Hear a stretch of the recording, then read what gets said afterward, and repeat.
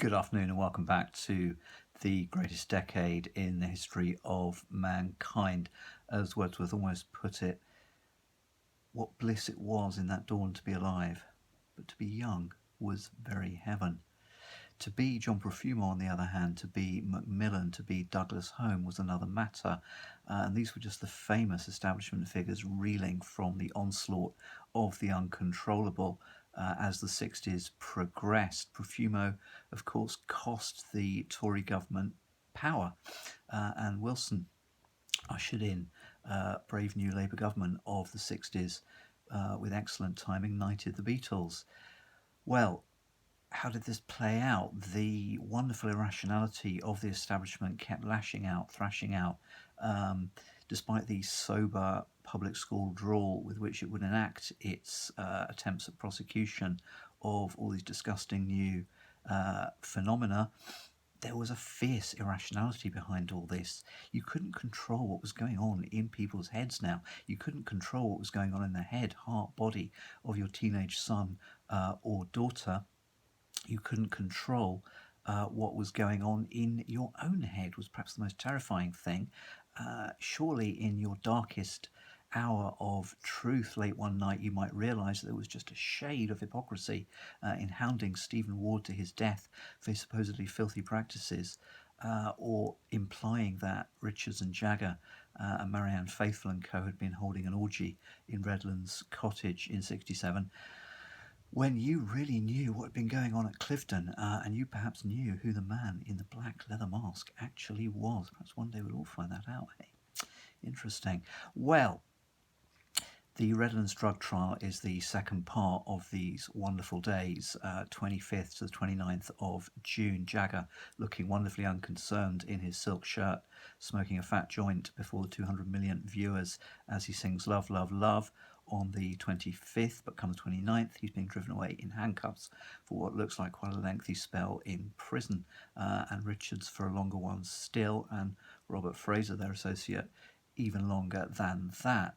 Well, this whole sordid story, and sordid I mean on the part of the establishment, goes back to February, when a character that the Stones knew slightly, called Dave the Acid King Schneiderman, proposed a house party to test out some wonderful new acid he had got hold of. Richards acquiesced to this, and the party was held a weekend at his Sussex cottage, Redlands.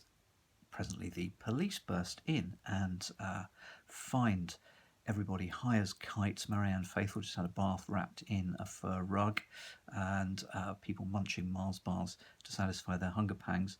Interestingly, the police do not just burst in, they wait for George Harrison to leave. The Beatles were untouchable, it's been argued, by this time, and could not be prosecuted, whereas the Stones could be slapped around every which way you like for what now seem like comically trivial offences. Think how often you go down the street and smell a cigarette. It's not going to be tobacco, it's going to be dope these days. Well, we know that there were setups going on in this period when they busted Brian Jones, as Richards points out in his autobiography. By some glitch of stage management, the press turned up before the police. Fancy that.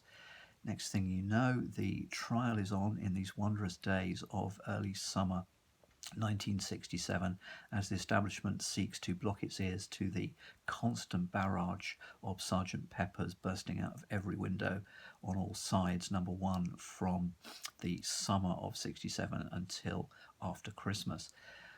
So, the Redlands drug trial, introduced beautifully by Philip Norman in his wonderful biography of the Stones.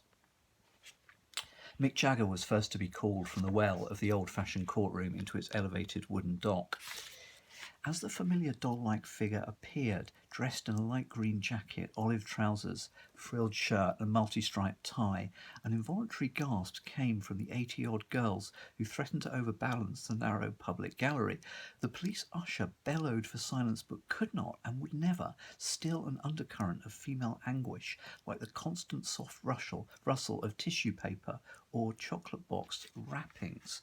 So on it went with all sorts of wonderful black comedy whereby the prosecution sought to imply some kind of orgy going on because Marianne Faithfull had been found naked under this fur rug, and Havers, the defence counsel, had the rug brandished about in court to show that it was very large and modest feminine attire, and as Richards would later remark, it was very modest feminine attire by the general standards of Marianne Faithfull. Well, the really great moment of the trial was to come with Richards in the dock against the old Etonian QC, Morris. Here's Richards himself telling it like it was.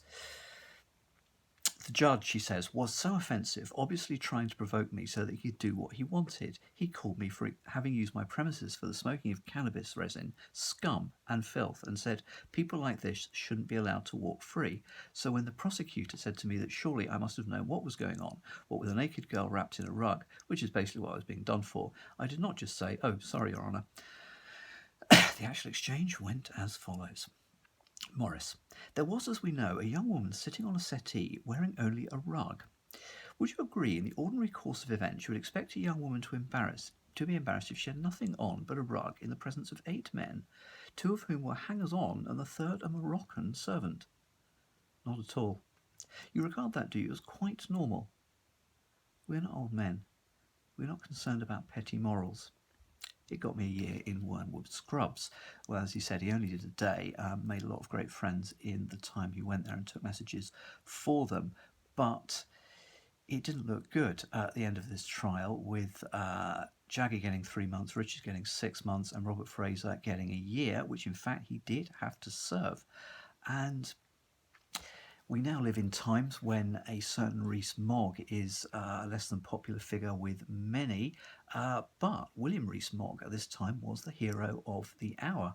As the editor of the Sunday Times, he ran an article, "Who Breaks a Butterfly on a Wheel?" which risked contempt of court to get the Stones off on appeal, and get off they did. The other great hero of this event was John Burt, the television producer, who gambled on the chance that they would win the appeal, had a stunt driver waiting outside the court to whisk off Jagger and Marianne Faithfull to a helicopter, which whisked them off to a house, very secluded, secret location, where they filmed a debate on the whole affair, leaving Burt the unenviable task of having to rouse Faithfull and Jagger from the bedroom when they just discovered one another for a surprisingly early camera call downstairs in the conservatory, where Jagger looked wonderfully, as you might expect, relaxed, and discoursed articulately on the fact that these were crimes and fears of people's imaginations rather than crimes of reality. Well, the whole story was not quite over at this point, happy as it was. If there was anything which really exposed the absolute lunacy and repressed madness of the Middle Britons, of the establishment, of the readers of the News of the World, the Daily Mail, but also probably the Telegraph and the Times, it was this. The fact that Marianne Faithfull was wearing a fur rug after having a bath, the fact that there were Mars bars lying about to satisfy the hunger pangs, which Richards attests as being one side effect of acid, led to this delightful rumour, which never quite died away, that the police found Marianne Faithfull masturbating with a Mars bar. What does this tell us about the secret fears, desires, lunacies, quite frankly, of respectable Britons at this time? Perhaps it's best not to think and to draw the veil of charity, as Mark Twain once said, over that unhappy secret.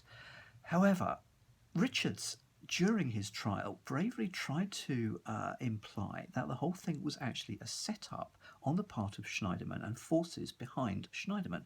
This didn't get him very far at the time, but in 2012, Philip Norman published Jagger's biography, and in it contained this startling piece of evidence. Schneiderman, some weeks or months before the Redlands party, had been pulled up coming into Britain at the airport, banged to rights with a load of drugs. So he was hauled into a room with some very heavy people. These very heavy people seem to have been MI5 and the FBI, and they gave Schneiderman a way out. And the way out was to set up the Rolling Stones.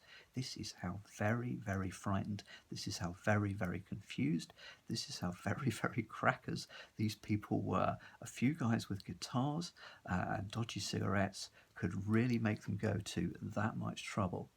But thank you, Keith and Jagger and Lennon and McCartney, for the greatest decade in the history of mankind. Thank you for listening.